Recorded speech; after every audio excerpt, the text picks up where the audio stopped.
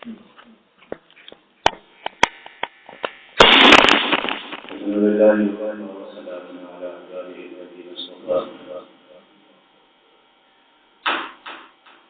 بعد أعوذ بالله من الشيطان الرجيم بسم الله الرحمن الرحيم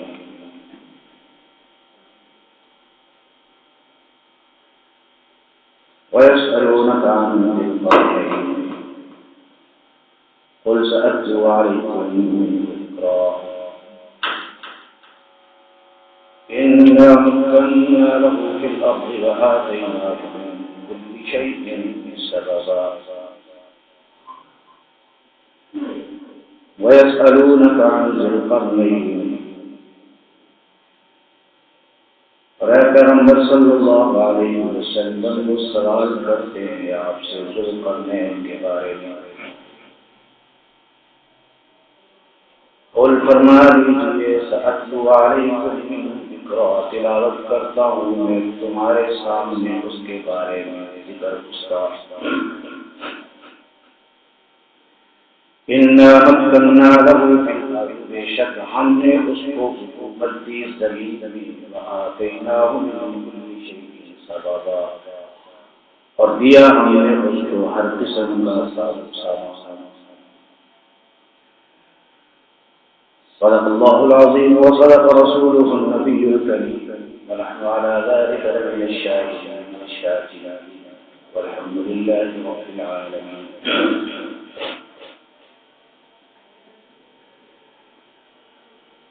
برادران رسول اللہ،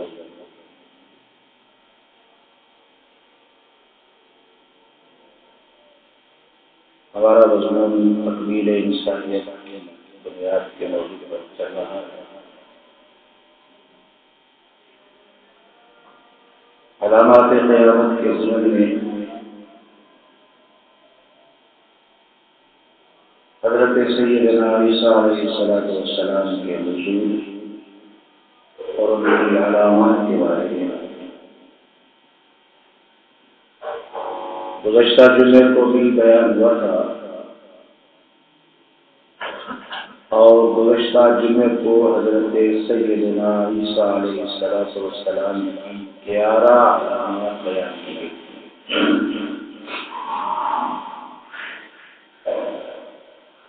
حضور نبی کریم صلی اللہ تعالی علیہ وسلم نے حضرت عیسیٰ علیہ السلام کی 12ویں علامت کو بیان فرمائی کہ جب وہ نازل ہوں گے ان کے بدن پر زرد رنگ کے 2 کپڑے، جس طرح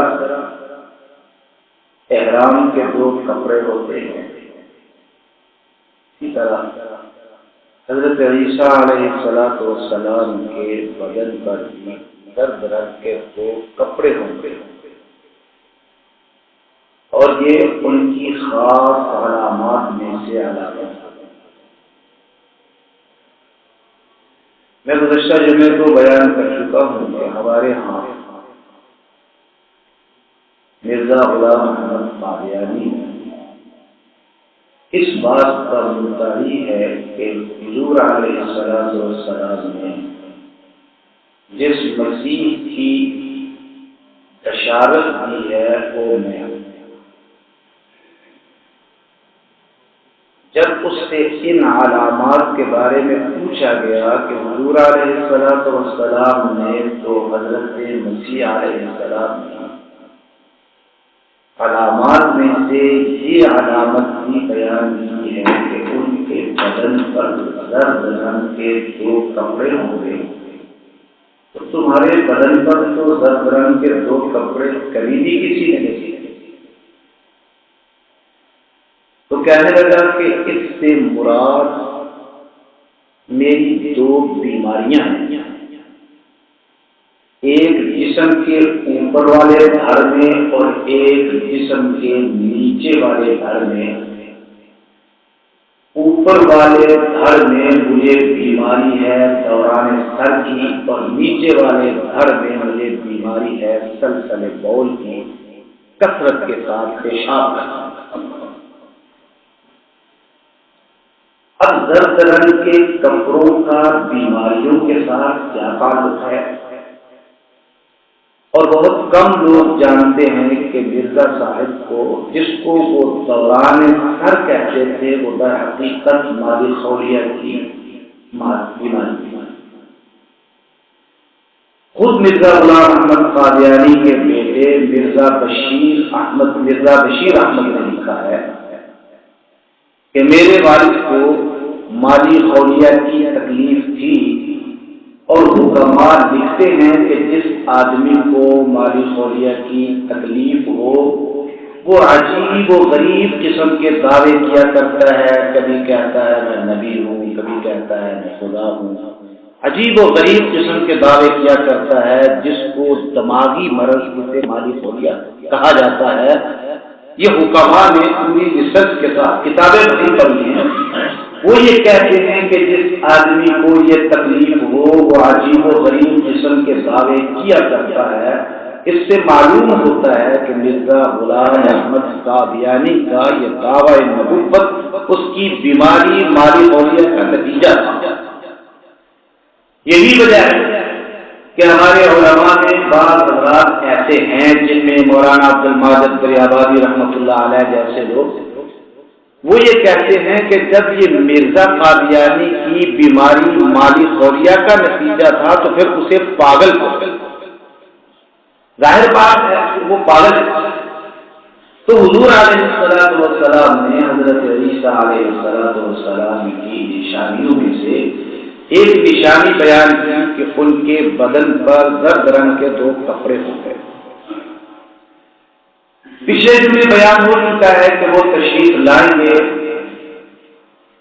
دجال کو قتل کریں گے، صلیب کو توڑیں گے۔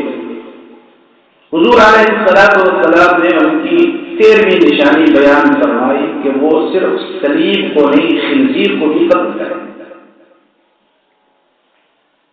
حضرت سیدنا عیسیٰ علیہ السلام کی تعلیمات کو عیسائیوں نے جب تبدیل کر دیا، انجیل تبدیل ہو گئی، اس کے بعد انہوں نے خنزیر کو اپنے لیے حلال قرار دے دیا، اور آج بھی یورپ کے عیسائی خنزیر کو حلال سمجھتے ہیں۔ اور یہ حلال ہونا کسی نبی کی تعلیمات کا نتیجہ نہیں، کسی نبی نے کبھی خنزیر کو حلال قرار نہیں دیا، اور نہ کسی آسمانی کتاب کے اندر خنزیر کو کبھی حلال قرار دیا گیا۔ اس لیے کہ اللہ رب العزت نے کچھ چیزوں کو کلی طور پر حرام قرار دیا ہے۔ انما حرم علیکم المیتۃ والدم ولحم الخنزیر وما اہل به لغیر اللہ۔ اللہ نے خون کو حرام کر دیا ہے، یہ کبھی کسی امت پر حلال نہیں ہوا۔ اللہ نے مردار کو حرام کر دیا ہے، یہ کبھی کسی امت پر حلال نہیں ہوا۔ اللہ نے خنزیر کو حرام کر دیا ہے، یہ کبھی کسی امت کے لیے حلال نہیں ہوا۔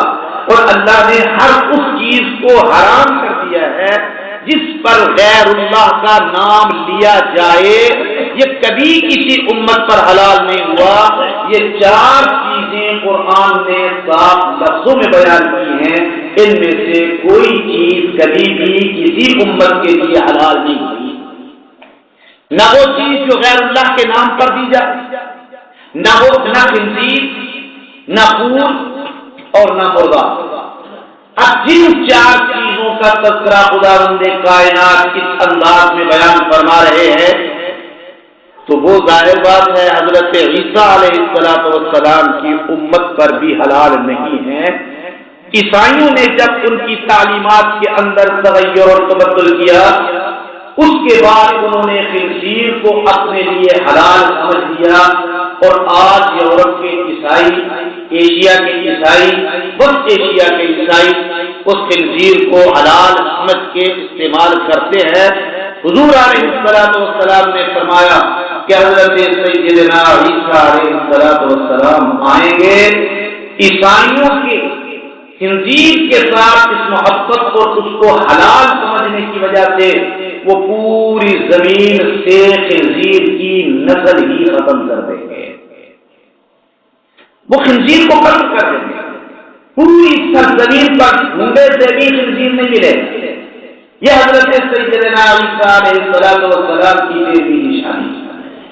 حضور علیہ السلام نے فرمایا حضرت سیدنا عیسیٰ علیہ السلام کی 14ویں نشانی کہ جس طرح حضرت سیدنا امام مہدی رحمت اللہ علیہ اپنے دور خلافت کے اندر مال کی کثرت کے ساتھ تقسیم کریں گے، اسی طرح حضرت سیدنا عیسیٰ علیہ السلام بھی مال کثرت کے ساتھ تقسیم کریں گے.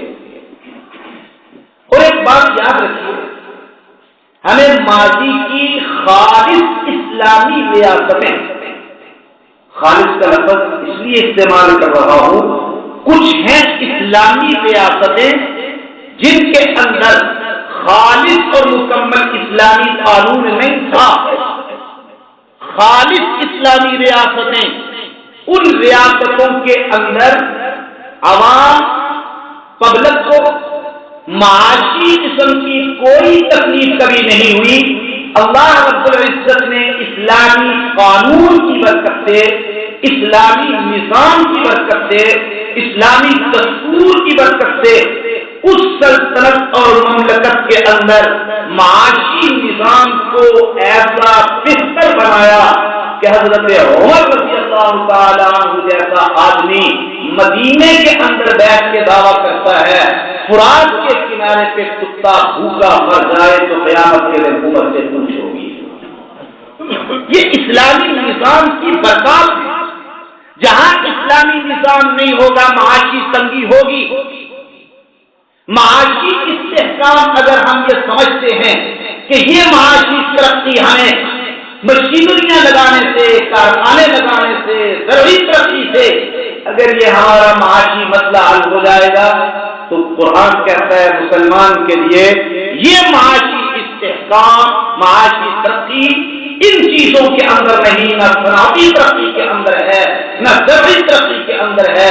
مسلمان کے لیے معاشی بہتری اگر ہے تو اللہ کے نظام کے اندر ہے، اللہ کے قانون کے اندر ہے، اللہ کے دستور کے اندر ہے. عمر کے دور میں یہ دستور تھا، معاشی تنگی نہیں تھی. عمر ابن عبدالعزیز کے دور میں یہ دستور تھا، معاشی تنگی نہیں تھی. عثمان غنی کے دور میں یہ دستور تھا، معاشی تنگی نہیں تھی. علی مرتضیٰ کے دور میں یہ دستور تھا، معاشی تنگی نہیں تھی. امام مہدی کے دور میں یہ دستور ہوگا، معاشی تنگی نہیں ہوگی. سیدنا عیسیٰ علیہ السلام کے دور میں یہ دستور ہوگا، معاشی تنگی نہیں ہوگی. اس دستور کی اپنی برکات ہے، اس قانون کی اپنی برکات ہے. فرمایا کثرت کے ساتھ حضرت سیدنا عیسیٰ علیہ السلام مال تقسیم کریں گے. اور یہ معاشی تنگی بہت بڑا فتنہ ہے، بہت بڑا فتنہ ہے. حضور علیہ السلام کا فرمان ہے جب تمہارے معاشرے کے اندر جرائم عام ہو جائیں گے، اللہ کا دستور تم پر کچھ ڈال دو گے، گناہوں میں مبتلا ہو جاؤ گے، جرائم کا شکار ہو جاؤ گے، پھر تم پر جو سزائیں مسلط ہوں گی ان میں ایک سزا معاشی تنگی کی بھی ہوگی. فرمایا اس وقت لوگ پیٹ کے لیے زمین بیچیں گے، پیٹ کے لیے یہ لوگ ایمان تک بیچیں گے. اور آج ہم دیکھ رہے ہیں پیٹ کے لیے زمین بیچا جا رہا ہے، پیٹ کے لیے ایمان تک فروخت کیا جا رہا ہے. حضور علیہ السلام نے فرمایا سیدنا عیسیٰ علیہ السلام کی 14ویں نشانی یہ ہے کہ وہ جب زمین پر آ کر خلافت قائم کریں گے تو اس وقت مال کی فراوانی ہوگی، کثرت کے ساتھ مال تقسیم کریں گے. حضور یہ باتیں بار کریں، مسجد کے آداب کا بھی خیال کریں اور مسجد کے آداب کا. اور مسئلہ میں کئی دفعہ بیان کر چکا ہوں کہ جب بات ہو رہا ہو تو اپنا علیحدہ ذکر کرنا بھی جائز نہیں ہے کہ جائے کہ باتیں کی جائیں. حضور علیہ السلام نے حضرت سیدنا عیسیٰ علیہ السلام کی 15ویں نشانی بیان کی فرمایا حضرت عیسیٰ علیہ السلام کے دور میں قوم یاجوج و ماجوج بھی نکلے گی. یہ قوم یاجوج و ماجوج کیا ہے؟ یہ جو آیات کریمات میں نے آپ کے سامنے تلاوت کی ہیں، ان آیات کریمات میں اللہ رب العزت نے اس قوم کا تذکرہ کیا. 16ویں سپارے کا دوسرا رکوع. حضور علیہ السلام مکہ مکرمہ میں تھے. مکہ مکرمہ کے اندر مشرکین تھے. حضور علیہ السلام کی کسی دلیل کا، کسی نظریے کا جواب ان کے پاس نہیں تھا. وہ مدینہ منورہ کے یہودیوں سے ملے، ان سے کہنے لگے یار تم اہل کتاب ہو، ہمیں کوئی ایسے سوال دو جو ہم محمد سے کریں اور محمد لاجواب ہو جائے.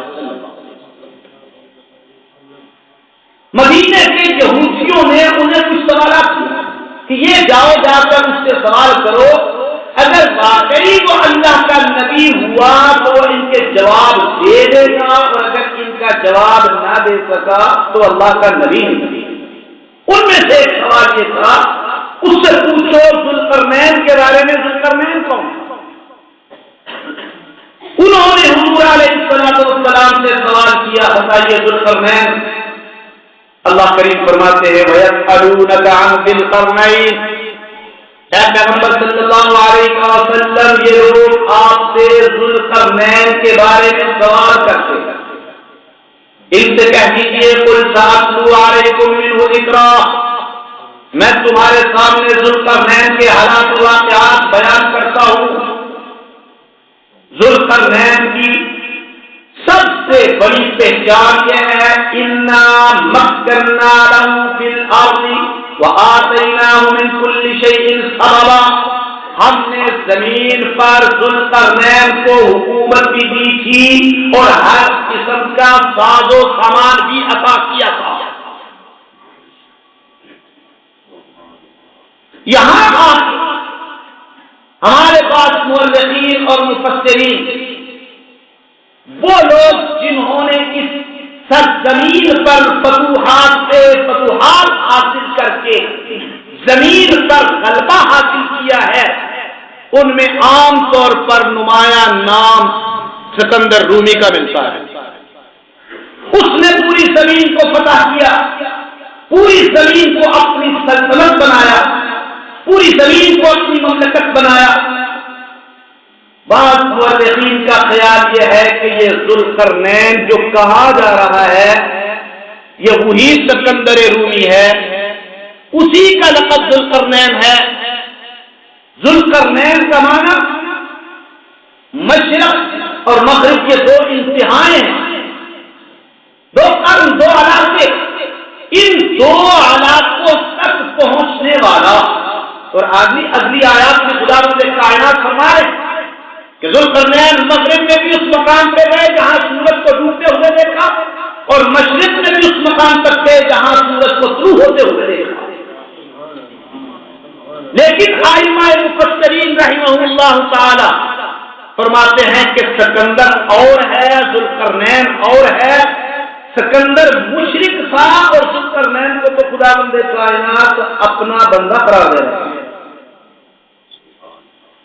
اور فتح الباری میں حضرت علی مرتضی رضی اللہ تعالیٰ عنہ، حضرت عبداللہ بن عباس رضی اللہ تعالیٰ عنہ اور حضرت ابو ہریرہ رضی اللہ تعالیٰ عنہ فرماتے ہیں کہ ذوالقرنین نہ نبی تھا نہ فرشتہ تھا، بلکہ اللہ کا ایک ایسا بندہ تھا کہ وہ اللہ سے محبت کرتا تھا، اللہ اس سے محبت کرتا تھا. سکندر تو کافر تھا، سکندر تو مشرک تھا، اور یہ ذوالقرنین جس کا تذکرہ قرآن کے اندر ہے، ائمہ مفسرین رحمہ اللہ تعالی فرماتے ہیں بلکہ بعد میں تو نبی بھی لکھا ہے، لیکن جمہور ائمہ اہل سنت والجماعت کا موقف یہ ہے نبی نہیں تھا، ولی تھا. اور حضرت علی رضی اللہ تعالی عنہ کی روایت بھی اسی پر دلالت کرتی ہے۔ خداوند کائنات فرماتے ہیں ہم نے ذوالقرنین کو زمین پر حکومت دی، ہر قسم کا ساز و سامان دیا، اس ساز و سامان کے ذریعے حتی اذا بلغ مغرب الشمس وجدها تغرب في عین حمیئہ، وہ مغرب کے اس مقام پر پہنچا جہاں دلدلی مقام اور دلدلی ندی کے اندر اس نے سورج کو غروب ہوتے ہوئے دیکھا۔ مطلب ائمہ مفسرین رحمہ اللہ تعالی نے لکھا ہے ایک ایسا مقام جہاں سے آگے دلدل تھی، آگے جانا ممکن نہیں تھا۔ ذوالقرنین وہاں تک گئے تو وہاں پہنچے تو سورج کو غروب ہوتے ہوئے دیکھا۔ آگے خداوند کائنات فرماتے ہیں حتی اذا مطلع الشمس وجدها تطلع على قوم لم نجعل لهم من دونها سترا، پھر ذوالقرنین مشرق کی طرف گیا جہاں اس نے سورج کو طلوع ہوتے ہوئے دیکھا۔ گویا وہ زمین کی مشرقی انتہا تک بھی پہنچا اور زمین کی مغربی انتہا تک بھی پہنچا۔ پھر خداوند کائنات فرماتے ہیں جب وہ اس مقام پہ پہنچا حتی اذا بلغ بین السدین وجد من دونہما قوما لا یکادون یفقہون قولا، ذوالقرنین ایک ایسے مقام پہ پہنچے جہاں پہاڑ، دوسری طرف بھی پہاڑ، دو پہاڑوں کے درمیان ایک قوم کو دیکھا۔ وہ قوم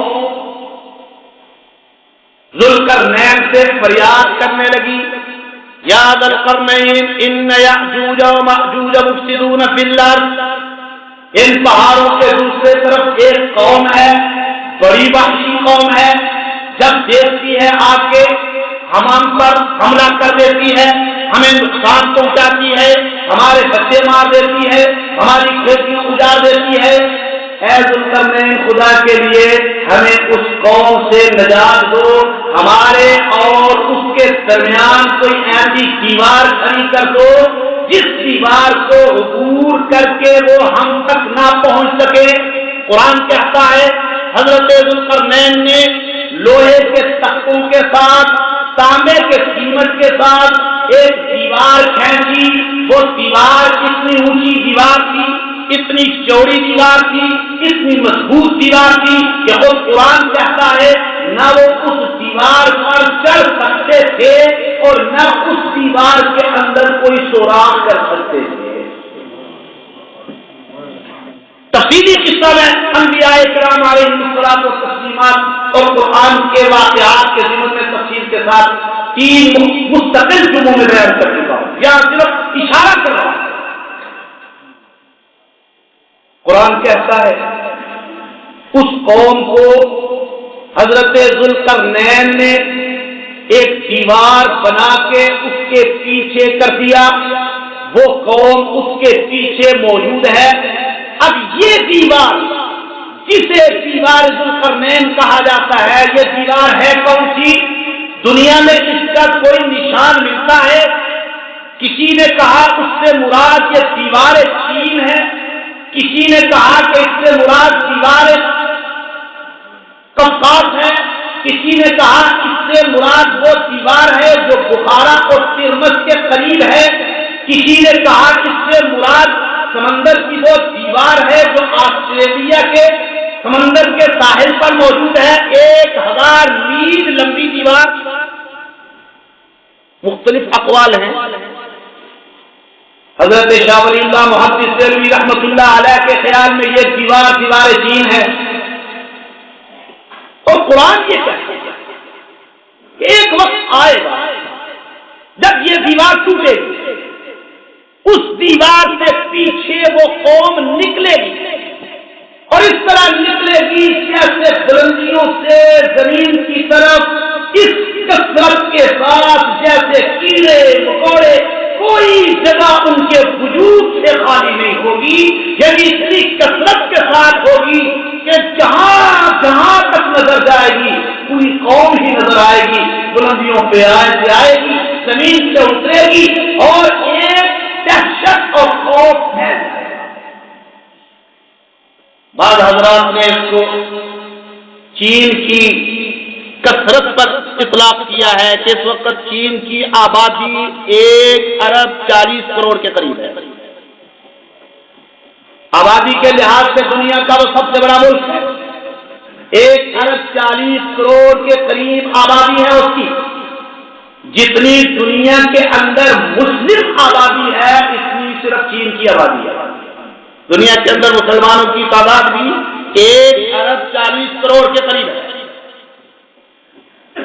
بعض کا خیال ہے کہ یہ کثرت بتاتی ہے کہ ظاہر بات ہے 1 ارب 40 کروڑ انسان جب اس دیوار کو پھلانگ کے نکلیں گے تو جہاں تک نظر جائے گی انسان ہی نظر آئیں گے، لیکن یہ راز اللہ کے پاس ہے۔ وہ کون سی ہے؟ چائنا ہے یا آسٹریلیا کی دیوار کے پیچھے کوئی قوم قید ہے جو نکلے گی؟ لیکن اللہ کا قرآن کہتا ہے وہ قوم نکلے گی، اس قوم کا مقابلہ کسی سے ممکن نہیں ہوگا۔ خداوند کائنات حضرت سیدنا عیسیٰ علیہ السلام سے کہے کہ اے عیسیٰ اپنے ماننے والوں کو لے کے دور پہاڑ پہ چلے۔ حضرت عیسیٰ علیہ السلام اپنے ماننے والوں کو لے کے دور پہاڑ پہ چلے جائیں گے۔ جب یہ قوم یأجوج و مأجوج نکلے گی، خداوند کائنات اپنی قدرت کاملہ کے ساتھ ان کی گردنوں پر ایسے پھوڑے پیدا کر دیں گے کینسر کے کہ وہ ان پھوڑوں کے ساتھ ساری کی ساری قوم مر جائے گی۔ پوری زمین پر ان کی لاشیں پھیلی ہوں گی، ایک تعفن ہوگا، بدبو ہوگی، گزرنا محال ہوگا۔ خداوند کائنات آسمان سے گدھوں جیسے بڑے بڑے پرندے بھیجیں گے، ایک ایک پرندہ آئے گا، ان کی لاش کو اٹھائے گا، لے جائے گا، جہاں خداوند کائنات کو مقصود ہوگا ان لاشوں کو وہ پرندے اٹھائیں گے، اٹھا کے لے جائیں گے، کہیں پھینک دیں گے۔ جب ساری لاشیں اٹھ جائیں گی خداوند کائنات رحمت کی ایسی بارش نازل فرمائے گا، ساری کی ساری زمین کھل جائے گی۔ یہ واقعہ یہاں تک قرآن مقدس کے اندر اور حدیث مبارکہ کے اندر۔ اب مرزا غلام احمد قادیانی سے پوچھو کہ کیا تمہارے دور کے اندر یہ قوم یاجوج ماجوج آئی ہے کہ تم دعویٰ کرتے ہو میں وہ مسیح ہوں جس کی بشارت حضور علیہ السلام نے دی ہے، جسے حضور علیہ السلام نے حضرت سیدنا عیسیٰ علیہ السلام کی خاص علامت قرار دیا۔ حضور علیہ السلام نے عیسیٰ علیہ السلام کی 16ویں نشانی یہ بیان کی کہ عیسیٰ علیہ السلام کے دور میں لڑائی ختم ہو جائے گی، جزیہ ختم ہو جائے گی، لڑائی بھی ختم ہو جائے گی، جزیہ بھی ختم ہو جائے گا۔ کیوں؟ خداوند کائنات نے یہ لڑائی، یہ جہاد صرف ایک مقصد کے لیے فرض ہے۔ وَقَاتِلُوهُمْ حَتَّى لَا تَكُونَ فِتْنَةٌ وَيَكُونَ الدِّينُ كُلُّهُ لِلَّهِ۔ لڑائی کرو ان کافروں سے اس وقت تک جب تک کہ فساد ختم نہ ہو جائے اور پوری کی پوری زمین پر اللہ کا نظام نہ آ جائے، اللہ کا قانون نہ آ جائے، اللہ کا دستور نہ آ جائے۔ گویا خداوند کائنات ایمان والوں کو حکم دے رہا ہے، اے ایمان والوں ان کافروں سے لڑتے رہو۔ حضور علیہ السلام نے فرمایا الجہاد نازل الی یوم القیامہ، یہ جہاد قیامت تک فرض رہے گا۔ جب تک زمین پر کفر موجود ہے اس وقت تک مسلمانوں پر جہاد بھی فرض ہے۔ کفر سے بڑا فتنہ اور کوئی نہیں۔ ہمارے جب تک فتنہ موجود ہے کفر کا جہاد فرض ہے، لیکن السلام کے دور میں جہاد ختم ہو جائے گا، جزیہ ختم ہو جائے گا. کیوں؟ اس لیے کہ کفر ختم ہو جائے گا. اللہ رب العزت نے حضور علیہ السلام سے فرمایا هو الذی ارسل رسولہ بالہدی ودین الحق لیظہرہ علی الدین کلہ وکفی باللہ شہیدا. وہ ذات ہے جس نے اپنے پیغمبر کو سچے دین کے ساتھ بھیجا، وہ سچا دین جس کو اس نے تمام دینوں پر غالب کرنے کے لیے بھیجا. گویا خدا کے پیغمبر کی ذمہ داریوں میں سے یہ بھی ایک ذمہ داری ہے کہ وہ اسلام کو تمام دینوں پر غالب کرے. پہلے بھی کئی دفعہ عرض کر چکا ہوں، باقی انبیاء کرام علیہم الصلاۃ والتسلیمات پر ذمہ داری یہ تھی کہ اللہ کے دین کو نافذ کرو. میرے پیغمبر پر ذمہ داری ہے اللہ کے دین کو غالب کرو. دین نافذ ہوتا ہے دعوت اور تعلیم کے ذریعے، اور دین غالب ہوتا ہے جہاد اور قتال کے ذریعے. جہاد ترک کر کے اگر کوئی مسلمان سمجھے کہ دین غالب ہو سکتا ہے تو وہ قرآن کے مفہوم سے نہ آشنا ہے. جہاد کو ترک کر کے اگر کوئی سمجھے کہ دین غالب ہو سکتا ہے وہ پیغمبر کے فرامین کے مفہوم سے واقف اور آشنا نہیں. غلبہ دین کے لیے جہاد فرض ہے، اور خداوند کائنات فرماتے ہیں وَقَاتِلُوهُمْ حَتَّى لَا تَكُونَ فِتْنَةٌ وَيَكُونَ الدِّينُ كُلُّهُ لِلَّهِ. پوری زمین پر اللہ کا قانون ہو جائے، ہر فتنہ ختم ہو جائے، پوری زمین پر اللہ کا نظام ہو، اللہ کا دستور ہو جائے. فرمایا کہ غلبہ دین تین مرحلوں میں آئے. ایک ہے غلبہ دین فکری اعتبار سے کہ اسلام دلائل اور فکر کے اعتبار سے تمام دینوں پر غالب ہے. یہ آج بھی غالب ہے. اسلام کے دلائل کا آج بھی کسی کے پاس کوئی جواب نہیں. اسلام کے مقابلے میں آج بھی کسی کے پاس کوئی انسانی بہتری کا نظام نہیں. فکری اعتبار سے اسلام ہر دور میں غالب رہا ہے. عام طور پر دیکھا جاتا ہے کہ مسلمان تو دنیا کے اندر مغلوب ہو کے رہ گیا ہے. یاد رکھیے مسلمان مغلوب ہو سکتا ہے اور ہے. اسلام نہ کل مغلوب تھا، نہ آج مغلوب ہے، اور نہ آئندہ کسی مرحلے میں مغلوب ہو سکتا ہے. اسلام کل بھی غالب ہے. میں کیا سمجھتا ہوں اسلام میرے چہرے پر نہیں تو اسلام مغلوب ہو گیا. میں کیا سمجھتا ہوں اسلام میری زندگی میں نہیں تو اسلام مغلوب ہو گیا. میں سمجھتا ہوں کہ اسلام میری سوسائٹی میں نہیں تو اسلام مغلوب ہو گیا. مغلوب میں ہوا ہوں جس نے اسلام کو چھوڑا ہے، جس نے اسلام کے دستور کو چھوڑا ہے. مغلوب وہ ہوا ہے، وہ مغلوب نہیں ہے. اسلام نہ کل مغلوب تھا نہیں آج. ایک ہے اسلام کا سیاسی غلبہ کہ اسلامی مملکت اتنی مضبوط ہو جائے کہ غیر مسلم اگر رہنا چاہیں تو جزیہ دے کر. خلفائے راشدین کا دور خلافت، حضرت سیدنا امیر معاویہ رضی اللہ تعالیٰ عنہ کا دور خلافت، حضرت عمر بن عبد العزیز رحمۃ اللہ علیہ کا دور خلافت، اور اسلامی خلافت کا ایک طویل دور جس میں بے شمار مقامات ایسے آئے کہ غیر مسلم مسلمانوں کے ساتھ رہے تو جزیہ دے کر رہے. اور غلبے کا تیسرا مفہوم اسلام کا حقیقی غلبہ، حضرت سیدنا عیسیٰ علیہ السلام کے دور میں اسلام کو حقیقی غلبہ ملے گا یہاں تک کہ پوری زمین پر ایک بھی ایسا شخص نہیں ہوگا جو اسلام کا کلمہ پڑھنے والا نہ ہو. ایک بھی کافر نہیں ہوگا، ایک بھی غیر مسلم نہیں ہوگا. پوری سرزمین پر اللہ کا قانون ہوگا، اللہ کا نظام. حضور علیہ السلام نے حضرت سیدنا عیسیٰ علیہ السلام کی 17ویں نشانی بیان کی۔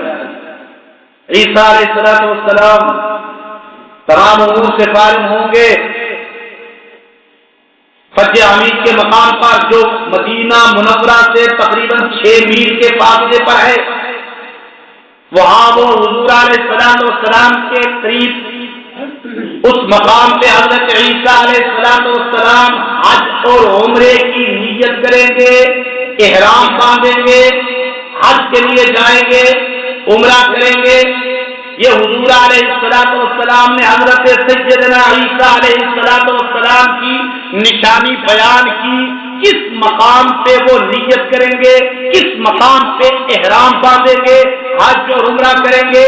مرزا غلام احمد قادیانی کو تو ساری زندگی مکے اور مدینے کا بھی دیکھنا نصیب نہیں ہوا، حج اور عمرہ تو دور کی بات، ساری زندگی اس کو نہ حج نصیب ہوا نہ عمرہ۔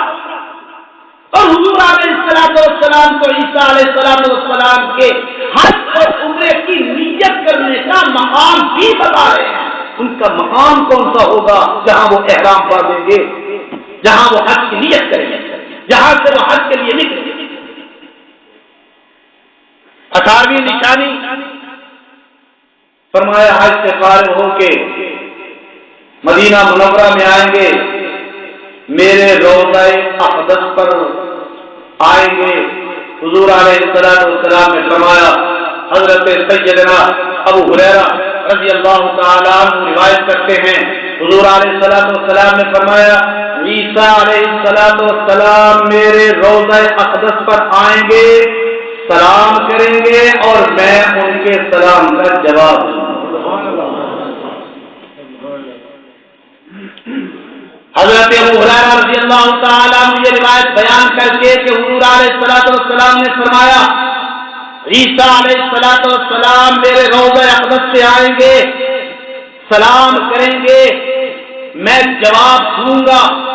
یہ روایت بیان کرنے کے بعد حضرت ابو ہریرہ رضی اللہ تعالیٰ عنہ اپنے شاگردوں سے کہتے ہیں، اے میرے شاگردوں، اگر اس وقت تم میں سے کوئی زندہ ہو اور عیسیٰ علیہ السلام تمہاری موجودگی میں آ جائیں، ظاہر بات ہے وہ مدینہ منورہ میں آئیں گے، میرے پیغمبر کا فرمان ہے ضرور آئیں گے، ظاہر بات ہے وہ روضہ اقدس سے آئیں گے، میرے پیغمبر کا فرمان ہے ضرور آئیں گے، میرے پیغمبر کے دربار میں سلام کریں گے۔ جب وہ یہاں آئیں تو انہیں پالو، تو انہیں میرا یعنی ابو ہریرہ کا سلام عرض کر دینا، میری طرف سے عیسیٰ علیہ السلام کو سلام دے دینا۔ یہ حضور علیہ السلام نے حضرت سیدنا عیسیٰ علیہ السلام کی نشانی بیان فرمائی کہ وہ میری قبر پر آئیں گے، سلام کریں گے، میں جواب دوں گا۔ حضور علیہ السلام نے 19ویں نشانی بیان فرمائی، فرمایا حضرت عیسیٰ علیہ السلام آئیں گے،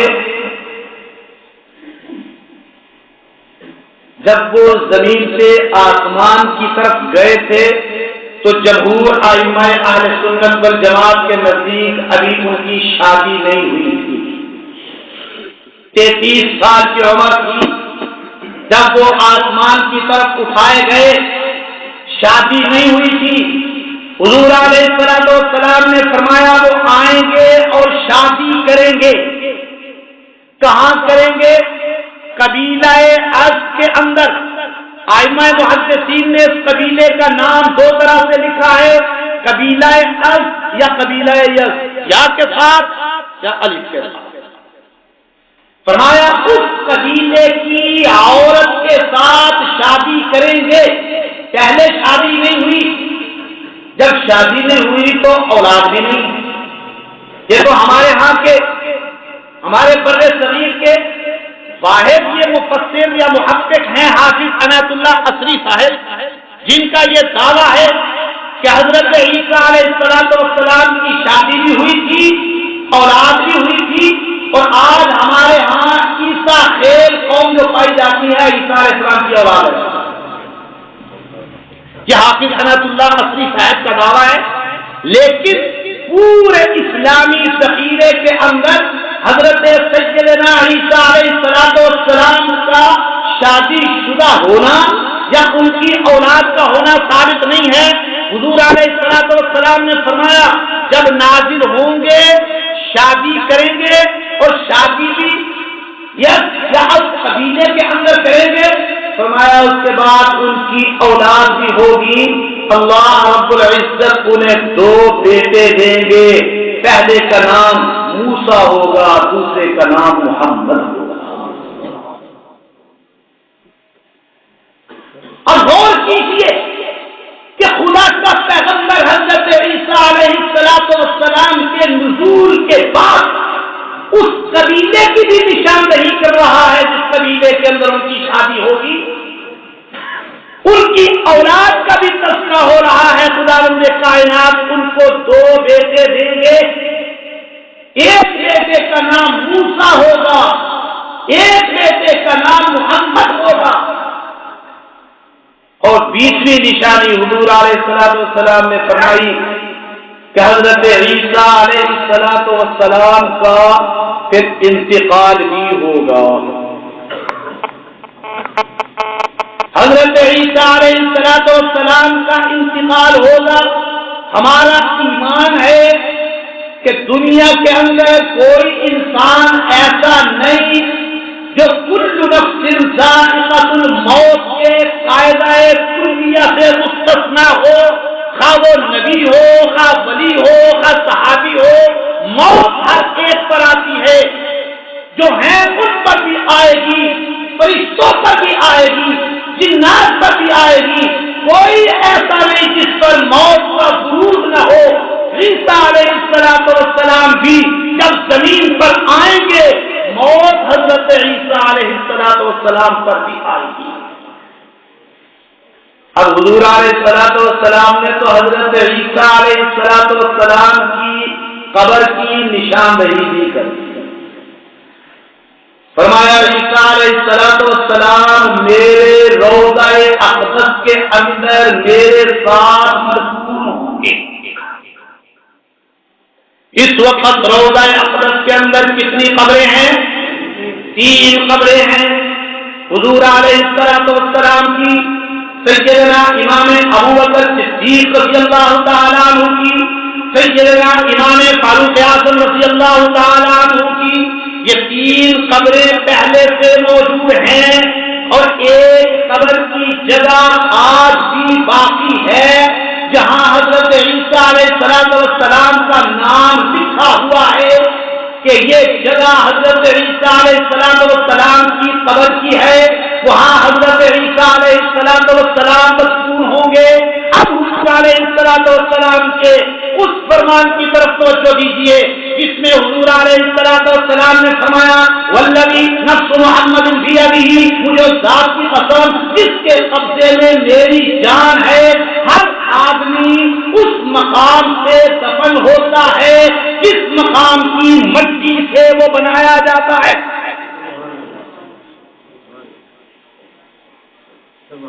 جس مقام کی مٹی سے اس کا وجود تیار ہوتا ہے، اس مقام کی مٹی میں وہ مدفون ہوتا ہے۔ معلوم ہوا جس مقام کی مٹی سے میرے پیغمبر کا وجود تیار ہوا، اسی مقام کی مٹی سے ابو بکر بنا، اسی مقام کی مٹی سے عمر بنا، اسی مقام کی مٹی سے عیسیٰ علیہ السلام بنے۔ جب خدا کا پیغمبر یہ کہہ رہا ہے انسان اسی مقام پہ دفن ہوتا ہے، جس مقام کی مٹی سے اس کا وجود تیار ہوتا ہے، اس کا وجود بنایا جاتا ہے، اس کا جسم تیار کیا جاتا ہے، تو معلوم ہوا یہ چاروں ہستیاں ایک ہی مٹی سے تیار ہوئی ہیں، ایک ہی مقام کی مٹی سے تیار ہوئی ہے۔ اب مرزا غلام احمد قادیانی اس حدیث کو نقل کرتا ہے کہ حضور علیہ السلام نے فرمایا عیسیٰ علیہ السلام آئیں گے، ان پر موت آئے گی، پھر وہ میرے روضہ اقدس میں دفن کیے جائیں گے، یہاں تک حدیث نقل کرنے کے بعد آگے لکھتا ہے اور وہ میں ہی ہوں۔ اب کوئی پوچھے کیا قادیان اور مدینے کے درمیان کوئی فاصلہ بھی ہے یا کوئی نہ؟ قادیان اور مدینے کے درمیان سینکڑوں ہزاروں کلومیٹر کا فاصلہ۔ قادیان کے اندر دفن ہونے والا یہ دعویٰ کرتا ہے کہ حضور علیہ السلام نے جس مسیح کے بارے میں فرمایا وہ آئے گا، اس پر موت آئے گی، میرے روضہ اقدس میں مدفون ہوگا، وہ میں ہی ہوں۔ مرزا غلام احمد قادیانی مرا لاہور میں اور دفن قادیان میں ہوا۔ کیسے دعویٰ کرتا ہے یہ؟ کیسے قادیانی؟ میں سمجھتا ہوں ایسا شخص جس کی ایک ایک بات سے یہ ظاہر ہوتا ہے وہ مالی خوریت کا مریض تھا، وہ دماغی مریض تھا، وہ پاگل تھا۔ میں سمجھتا ہوں اس پاگل کو نبی کہنے والے کیا اس سے بڑے پاگل ہی ہوں جو اپنے ایک دعوے پر قائم رہنے والا نہ ہو۔ کبھی دعویٰ کرے میں ابراہیم ہوں، کبھی دعویٰ کرے میں موسیٰ ہوں، کبھی دعویٰ کرے میں یوسف ہوں، کبھی دعویٰ کرے میں محمد ہوں، کبھی دعویٰ کرے میں انسان ہی نہیں، کرم خاکی ہوں، میرے پیارے نا آدم زاد۔ کبھی دعویٰ کرے کہ میں تو ایک مٹی کا کیڑا ہوں، انسان ہی نہیں۔ اور صرف یہ نہیں، اس سے بھی بدتر دعویٰ کرے کہ میں انسانی جسم کا قابل نفرت حصہ ہوں، بشر کی جائے نفرت، انسانی جسم کا وہ حصہ جس سے نفرت کی جاتی ہے میں تو وہ ہوں۔ اب میں آپ سے پوچھتا ہوں جو دعویٰ کرے میں انسانی جسم کا قابل نفرت حصہ ہوں، میں مٹی کا کیڑا ہوں، اس کو نبی ماننے والے یا اس کو مجدد ماننے والے ان سے بڑا پاگل اور احمق بھی کوئی ہوگا؟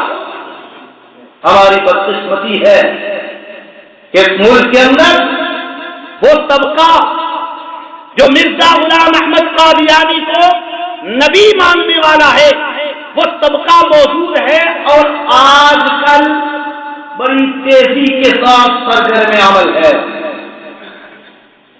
ایک طویل عرصے تک اس ملک کے اندر قادیانیت کو 1974 کی اس پارلیمنٹ کے فیصلے کے بعد قادیانیت کو اٹھنے کا موقع نہیں ملا، لیکن پرویز مشرف نے اپنے منحوس دور کے اندر قادیانیت کو ملک کے اندر فروغ دیا، پھر وہ سرگرم عمل ہوئے، پھر دوبارہ علماء کا قتل عام شروع ہوا اور آپ آج پڑھ چکے ہوں گے رات عالمی مجلس حافظ اپنے نبوت کے مرکزی رہنما حضرت مولانا سعید جلال پوری رحمہ اللہ تعالیٰ کو کل رات 10 بجے کے قریب کراچی کے اندر ان کے بیٹے ان کے ڈرائیور سمیت شہید کر دیا گیا۔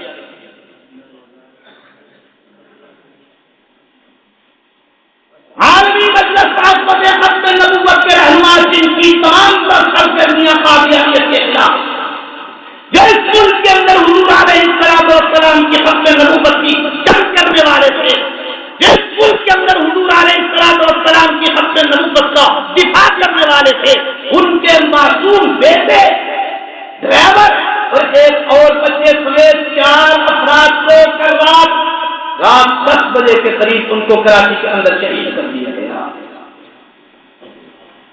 مجھے یہ بات کہنے میں کوئی بات میں یہ بات کہنی نہیں چاہتا، لیکن حکمرانوں کا رد عمل مجھے یہ بات کہنے پر مجبور کر رہا ہے۔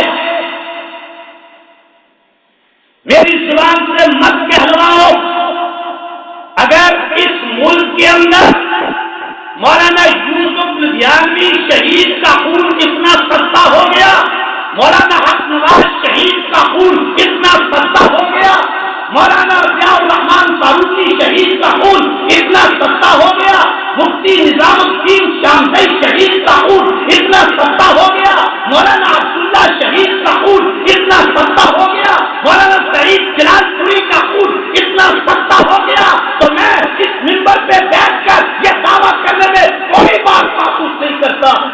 بے نظیر کا خون ان سے زیادہ مہنگا نہیں. بے نظیر کے خون سے تم باہر سے پینے منگواؤ تفتیش کے لیے کہ بے نظیر کے قتل کا سراغ لگایا جائے. کیا آج تک اس ملک کے اندر شہید کے قتل کا سراغ لگایا گیا؟ میرا قاتل ضیاء الرحمان فاروقی شہید کا قاتل ملا، مفتی نظام الدین شامدئی شہید کا قاتل ملا، حکیم سعید شہید کا قاتل ملا، مولانا عبداللہ شہید اسلام آباد کے اندر شہید کر دیے گئے، ان کا قاتل ملا. کیا ہمیں یہ پاور کرانا چاہتے ہو کہ مولوی کا خون بڑا سستا ہے، مولوی کے خون کی کوئی قدر و منزلت نہیں ہے؟ میں ایک بار دو ٹوک لفظوں میں کہنا چاہتا ہوں، مسلم لیگ نور ہو، مسلم لیگ کاف ہو، پی پی ہو، این کیو ایم ہو، اے این پی ہو، یہ جتنی بھی سیکولر یا سیاسی جماعتیں ہیں، ان تمام جماعتوں کی سیاسی قیادتوں کو میں علماء کرام جو اپنے پیغمبر کے وارث ہیں، جو دین کی خدمت کرنے والے ہیں، عقیدہ حق نبوت کا تحفظ کرنے والے ہیں، میں ان سب کو ایک عالم دین کے پاؤں کی چوٹی کی مٹی پر قربان کرتا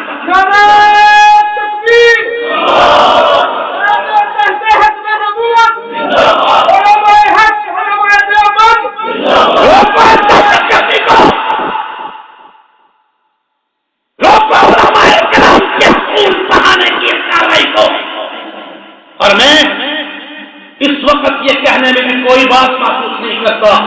حکمران کی حیثیت سے سرداری اسکول کے اندر ملوث ہے، وزیر داخلہ کی حیثیت سے رحمان ملک اسکول کے اندر ملوث ہے، وزیر داخلہ اس کی حیثیت سے ذوالفقار مرزا اس کے اندر ملوث ہے، وزیر اعلیٰ اس کے اندر ملوث ہے. لیکن جہاں تک قاتل قرار دینے کی بات ہے، میں دو لفظوں میں کہتا ہوں، ایم کیو ایم نے کراچی کے اندر دہشت گردی کا طوفان اٹھایا. کراچی کے اندر جتنے علماء بھی اب تک قتل ہوئے ہیں، شہید ہوئے ہیں، حکیم سعید شہید ہوا ہے، ان کا قاتل الطاف حسین اور حکمت الرحمان، ان کے قاتل ایم کیو ایم والے ہیں. پوری ذمہ داری ایم کیو ایم پہ ڈالتا ہوں. حکومت کو یہ بچہ ایم کیو ایم کی قیادت کے خلاف درج کرنا ہوگا. دو لفظوں میں کہتا ہوں، ان کا قاتل الطاف حسین ہے، گورنر سندھ حکمت الرحمان ہے. اور اب تک جتنے بھی کراچی کے اندر مولانا یوسف لدھیانوی، مولانا مفتی نظام الدین شہید، مولانا مفتی جلیل احمد، یہ جتنے بھی علماء، اور آپ حضرات حیران ہوں گے، ذرا لسٹ اٹھا کے دیکھیے، گزشتہ 2 دہائیوں میں 20 سال کے اندر علماء جو اس ملک کے اندر شہید کیے گئے ہیں ان کی تعداد 200 سے متجاوز ہے. کیا علماء کا خون اتنا سستا ہو گیا؟ اس ملک کے اندر کیا علماء کی جان کی کوئی قدر و قیمت نہیں؟ جس کا دین چاہے آپ کے علماء پر فائرنگ کر کے ان کو شہید کر دے، معصوم بچوں سنے. میں 2 لفظوں میں کوئی احتجاج نہیں کرتا اور آپ سے احتجاج کرواتا ہوں. میں 2 لفظوں میں کہتا ہوں، اس قتل کے اندر زرداری، وزیر اعظم رحمان ملک اور حکومت سندھ اور سب سے زیادہ ایم کیو ایم کا سربراہ الطاف حسین اس قتل کے اندر ملوث ہیں اور ان کے خلاف ایف آئی آر درج ہونی چاہیے. ان کے خلاف ایف آئی آر درج ہونی چاہیے، ان کے خلاف ایف آئی آر درج ہونی چاہیے. اور اگر آج درج نہیں ہوگی تو انشاءاللہ العزیز وقت آئے گا کہ یہ علماء کو آئے دن شہید کرنے والے ایسی کتے کی موت مریں گے، ان کی لاشوں کو کفن دینے والا کوئی نہیں، ان کی لاشوں کو کتے کھینچیں گے. ان بطش ربک لشدید، میرے رب کی پکڑ بڑی سخت ہے، میرے رب کی پکڑ بڑی سخت ہے، میرے رب کی پکڑ بڑی سخت ہے. ڈھیل ضرور دیتا ہے، لیکن ایک وقت تک جب گھر پکڑنے پہ آتا ہے نا، پھر کوئی وائٹ ہاؤس اسے پناہ نہیں دیتا، کوئی یورپین یونین اسے پناہ نہیں دے سکتی، پھر دنیا کی کوئی طاقت اسے چھپا نہیں سکتی، پھر دنیا کی کوئی طاقت اسے سیاسی پناہ نہیں دے سکتی۔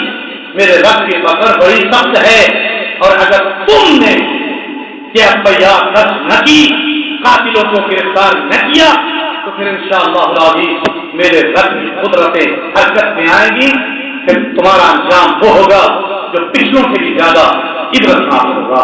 وآخر دعوانا الحمدللہ۔